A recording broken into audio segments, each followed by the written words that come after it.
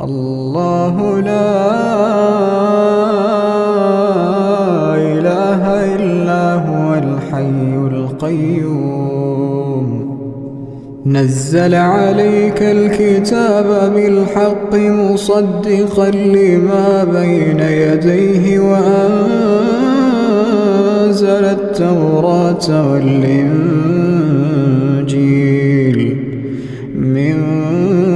قبل هدى للناس وأنزل الفرقان إن